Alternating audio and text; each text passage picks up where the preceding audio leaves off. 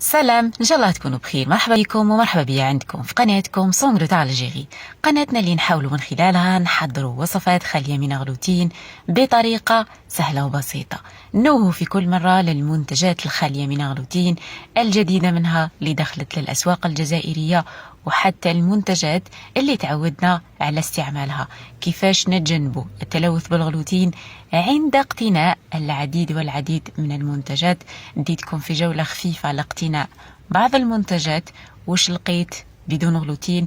هذا يدل على أنه في كل مرة تدخلوا للمحلات لازم تقراوا مليح المنتجات، لأنه كاين احتمالية كبيرة تلقاو منتجات بدون غلوتين.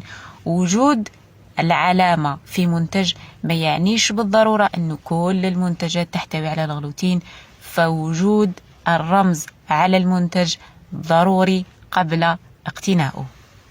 شفتوا معايا المارغرين اللي نستعملها، شوكولا، مسحوق الخروب، المكسرات كيفاش نقتنيها بعيدا عن التلوث. ورحنا مع بعض حضرنا أروع وصفة لمادلين ولا لميني كاب كيك خفاف خفاف خفاف بنان.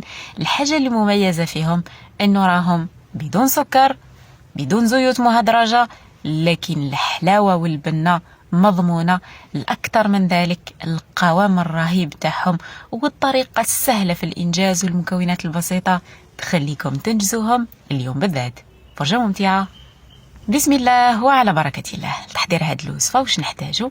في غيسيبيون حطيت حبة تاع الموز اللي تكون طيبة شوية، ونضيف عليها علبة تاع ياغورت طبيعي بوزن 100 غرام كامل. على بالنا باللي الياغورت الطبيعي راهو مسموح. نضيف عليها نصف علبة، تحبوا تحطوا زيت زيتون، تحبوا تحطوا زيت جوز الهند، لكم الاختيار.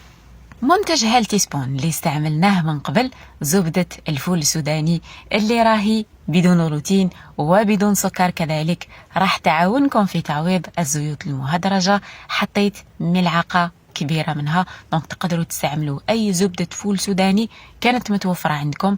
المهم تحرصوا على أنها تكون بدون غلوتين. إذا ما كانتش متوفرة عندكم وإذا كان عندكم حساسية من المكسرات أكيد تقدروا تستغنوا عليها. بالبغا ميكسور نجي نخلط كامل المكونات مع بعضهم، راح يعاونكم باش الموز يتميكسم مليح مع الياغورت ومع الزيت اللي حطيناها. اكيد اذا ما عندكمش مشكل مع الزيوت المهدرجه تقدروا تستعملوا الزيت العاديه نصف العلبه تاع الياغورت. بعد ما خلطت المكونات السائله كامل مع بعضها، نجي نضيف عليهم 2 حبات تاع البيض اللي يكونوا بدرجه حراره المطبخ.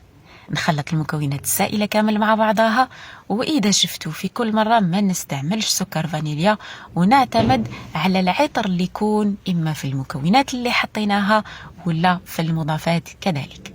بالنسبة للمكونات الجافة راح نستعمل مسحوق الخروب اللي هو أول وأفضل بديل للكاكاو. مسحوق الخروب تاع كاروما، هذا المنتج اللي راهو بدون غلوتين وشفتوه باللي متوفر حتى في المحلات اللي تبيع لوازم الحلويات. بالنسبة للفرينة راح نستعمل فرينة لينات خليط الكراب المدعمة بالعدس الأحمر، وراح نعطي لكم واش تقدروا تعوضوهم بخسويت. حطيت ملعقة كبيرة مملوءة تاع مسحوق الخروب، وضفت عليها 2 ملاعق كبيرة مملوءة تاع مسحوق التمر أو ما يسمى بسكر التمر. كاين بزاف منتجات في الأسواق، المهم تأكدوا من وجود الرمز. مسحوق التمر راح يعاونكم بالبزاف باش يعطي لكم حلاوة، راح يمتزج مليح مع الخروب ويعطي بنة، هذاك المزيج يعطينا بنة كذلك مع الموز. ضفت كمية تاع الفرينة ونحط عليهم كيس خميرة الحلويات بوزن 10 غرام. كل من مسحوق التمر الخروب والفرينة ينشفونا السوائل من الكيك اللي نكونوا بصدد تحضيره. دونك كمية الفرينة ما تقدروش تكتروا بزاف، لازم كمية الفرينة تكون متجانسة مع كمية السوائل، هكذا باش لي مادلين تاعكم يجوكم خفاف ويجوكم طريين، والأهم من ذلك يبقاو لكم طريين لأطول مدة. في ذات الوقت ما لازمش تكون كمية المواد الجافة ناقصة بالبزاف، لأنه لي كيك اللي جينيرالمون ولا الموسكوتشو اللي تحضروه وتشوفوه باللي يطلع لكم ويتنفخ وكي تخرجوه من الفرن يعاود يحبط، هذا دليل على أنه كمية الفرينة قليلة. بالنسبة للفرينة تقدروا تعوضوها بأي فرينة خاصة بالحلويات ولا فرينة ميكس ولا حتى كمية تاع نشاء الذرة ولا فرينة الأرز. المهم خلطوا المكونات مليح مع بعضهم حتى تلحقوا القوام مناسب. القوام في الكيك بدون غلوتين يختلف بالبزاف على القوام في الكيك العادي، دونك حاولوا قدر المستطاع انكم تحطوا كمية تاع المواد الجافة اللي تكون مناسبة. خديت المول تاع لي مادلان وراح نحط فيه لي كيسات باش نطيب لي مادلان تاوعي، ونحطوا المزيج اما بالملعقة ولا باستعمال لابوش. حاولوا ما تحطوش كمية كبيرة من المزيج لانه باغسويت راح يتضاعف الحجم ديالو. بالنسبه للطهو تاع لي مادلان هذا راح تطيبوه مباشره، بمعنى مش راح تخلوه يريح، تسخنوا الفرن مسبقا على 180 درجه وطيبوا لي مادلان تاعكم على نفس درجه الحراره. نشعلوا له فقط من التحت اول ما نشوفوه تنفخ وضاعف الحجم تاعو، ما نشعلولوش نهائيا من الفوق. علاش؟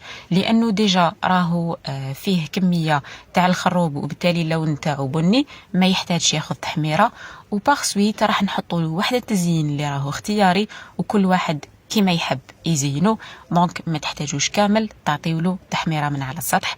خبطنا المول تاعنا شويه على طاوله العمل باش نخرجوا الكميه تاع الهواء، وراح نزينه برشه خفيفه تاع شوكولا بدون غلوتين. هنا استعملت شوكولا دادا ولا شوكولاته السوداء تاع دادا. شوكولاته السوداء عندها قيمه غذائيه عاليه، وحطيت رشه خفيفه تاع الجوز من على السطح. كامل المكونات اللي حطيناها سواء داخل الكب كيك في حد ذاتهم ولا حتى في التزيين تتماشى بالبزاف مع بعضها وتعطيكم ذوق أكثر من رائع. صدقوني الوصفة هذه تستحق التجربة بامتياز، باعتبار أنها نقص سكر. لازم تنقصوا مرة على مرة من السكريات وتنقصوا من الحلويات وتخموا في الحاجة صحية. دي كب كيك اللي تقدروا تستقهوا بيهم، تتناولوا بيهم وجبة تاع الصباح، فطور الصباح ولا حتى العشية، تديوهم قوتي معكم للمدرسة ولا حتى للعمل. قوام طري خفيف بالبزاف. صدقوني على قد ما نحكي على الطراوة تاعو أكيد ما نعطيلوش حقه، والأهم من ذلك الحلاوة والبنة اللي جات فيه دون استعمال السكر الأبيض أكثر من رائعة. وصفة تستحق التجربة بامتياز. وأكيد كالعادة الصورة أصدق تعبير. نتمنى أنه الفيديو اللي قدمته لكم اليوم يكون نال إعجابكم، وأكيد نتمنى أنكم تطبقوا الوصفة وتكونوا موفقين في تحضيرها وتنورونا برأيكم في التعليقات وبتطبيقاتكم الأكثر من رائعة، سواء على حسابي على الفيسبوك أو على صفحتي على الانستغرام سونغلوتا الجيري. أسعد دوما بتواصلكم. انا ما بقى لي غير نقول لكم تهلاو في روحتكم، تهلاو بزاف في صحتكم، والاهم من ذلك في سلامه حميتكم، وبقوا ديما مبتسمين متفائلين رافعين التحدي. نحن لها. الى فيديو اخر. سلام.